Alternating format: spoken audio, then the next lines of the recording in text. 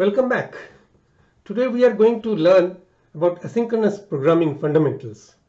So I will talk to the asynchronous programming essentials. I will be teaching asynchronous programming fundamentals, which is so very essential before we take endeavor to learn this concurrent classes under the system.collections.concurrent namespace.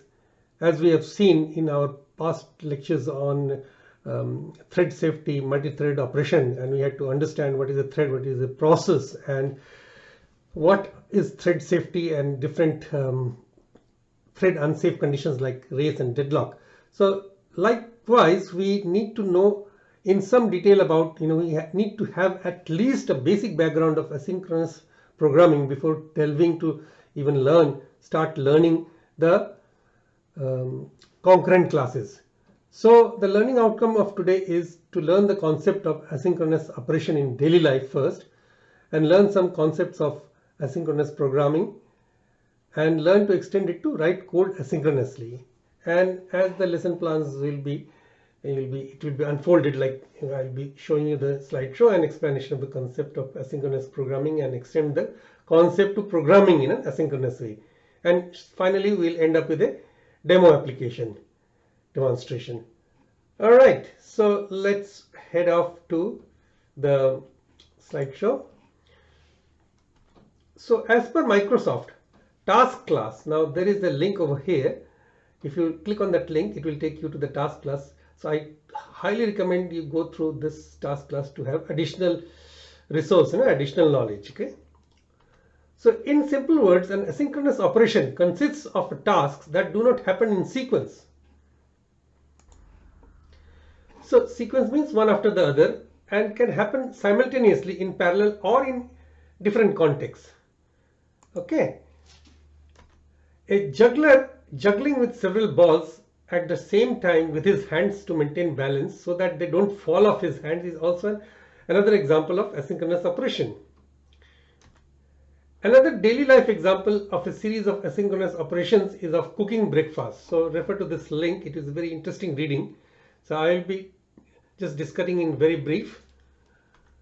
In the breakfast example, we shall list the instructions something like the list below to explain how to make a breakfast. So these could be the steps, So these steps are not necessarily in sequence or one after the other. They could all be on, at the same time, or two of them at the same time, the third after the completion of the two, or even before the first two are complete, the third task can come in. So pour a cup of coffee, heat up a pan, then fry 2 eggs, fry 3 slices of bacon. You could make it 3, 4 slices or 2 slices, up to you. So toast 2 pieces of bread and add butter and jam to the toast. Pour a glass of orange juice. You can add apple juice or anything that you prefer to instead of orange juice. So now, if we have experience with cooking, we will execute the instructions in the previous slide asynchronously. So cooking breakfast is a good example of asynchronous work that isn't parallel. One person can handle all these tasks. So that is, the analogy of a thread is with one person is just like one thread. Now continuing the breakfast analogy, one person can make breakfast asynchronously by starting the next task before the first completes. The cooking progresses whether or not someone is watching it. Okay. As soon as we start warming the pan for eggs, we can begin frying the bacons. And once the bacon starts, we can put the bread into the toaster. Now computers don't interpret those instructions the same way as we do. The computer will block on each statement until the work is complete before moving on to the next statement. So that creates an unsatisfying breakfast. The later tasks wouldn't be started until the earlier tasks had completed. Now it would take much longer to create the breakfast, as you can understand easily, and some items would have got cold before being served, because now if we are doing everything serially in sequence, so obviously it will take much longer for the breakfast to be cooked, and the items that you have fried in the earlier stages before that will get cooled before being served. Now, if you want the computer to execute the above instructions asynchronously, you must write asynchronous code. When we write program, we want UI to be responsive to user inputs. Okay, so let's see some concepts. So as per Microsoft, I have already shown this tutorial. Okay, let's go for the next one. So in order to understand the concurrent classes, we'll need to understand some concepts of asynchronous programming in C#. One of the commonly called methods in asynchronous programming is task.run, and it has got several overloads. So what is the purpose of task.run in general? In .NET, task.run is used to asynchronously execute CPU bound code. Now let's say that there is a method which does some CPU bound work that would go faster if the CPU were faster.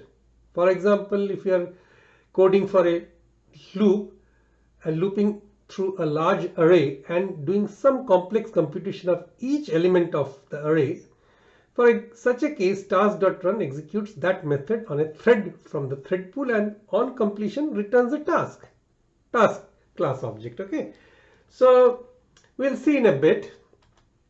Now, what does async and await keywords mean in asynchronous programming? The async keyword on a method means that it will be executed asynchronously.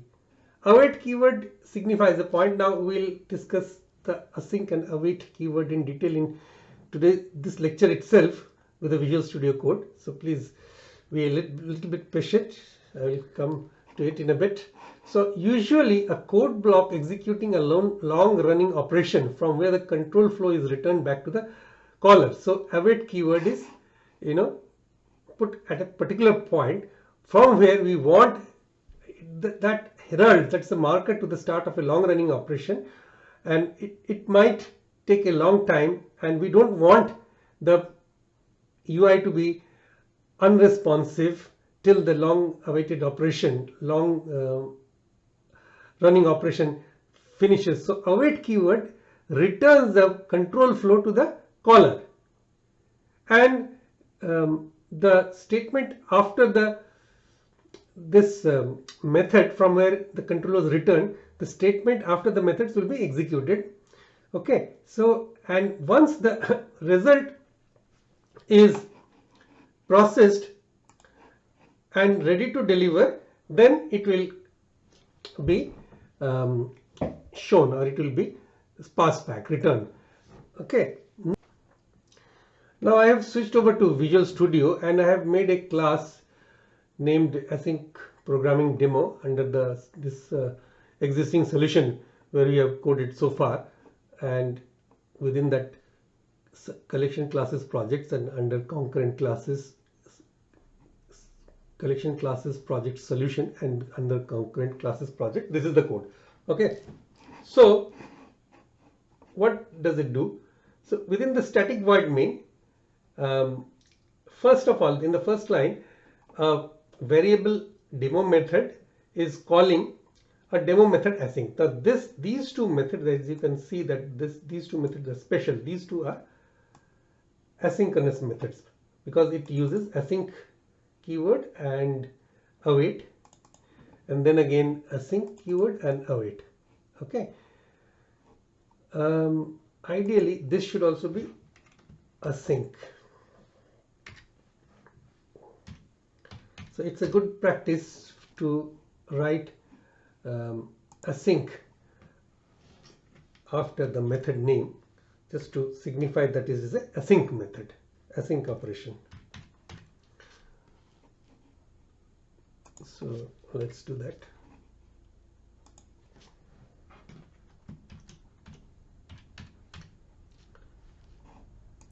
Right, so let me run this application. That will be a good idea, and start analyzing the results.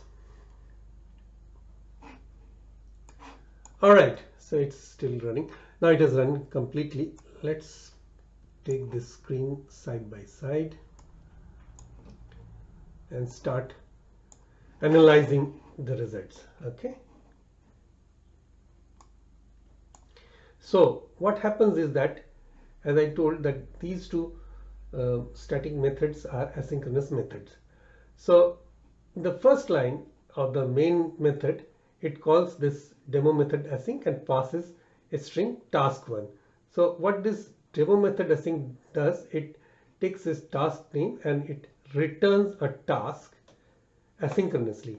Now what happens is, when this method is called, in the first line it encounters a method call of to long running operation async. So this long running operation async is also async method, and the result will be of return of this method will be assigned to the long running task variable, which is of a task string type.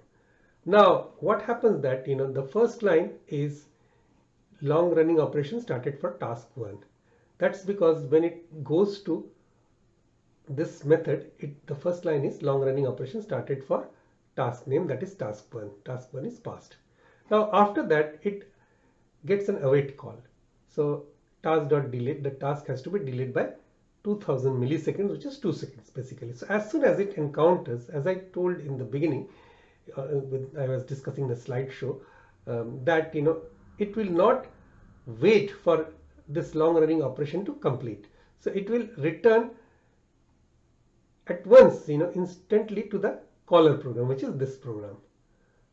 So now after this first line, now it will go back to the second line. Now in the second line, proceeding sequentially, it will now write work now executes independently in demo method async. And then the third line, now to a string variable result, it is calling long running task, which is basically this method again. So as soon as it gets this, it goes to the original caller, that is the main method. So this main method now gets to this line. From the first line we have seen what happens. Now the second line, and the second line it prints cursor move to the next line in the main without waiting for the demo method async completion, right? And then it encounters this long running operation async, this method again directly, and it is assigned to a variable long running method, and it is passed the name task2. So once it comes to long running operation async directly, now this time, so it prints to the screen long running operation started for task2, this time task2. Okay, and then again it encounters the await keyword for awaiting for 2 seconds or 2000 milliseconds. Now it gets returned to this line again. Okay, so because we had called this from the main method, so control is returned back to the main method. So after this line, we are now in the fourth line. The fourth line prints now waiting for task to be finished. Okay, now the next line, when wait all method, as I have told that wait all method is now waits for both the tasks to be finished. Task.wait all, and it takes both these tasks. Demo method, see, it is of a type task, and so is this. Okay, so these two tasks have to be finished. So once these two tasks are finished, so what happens that we have so far,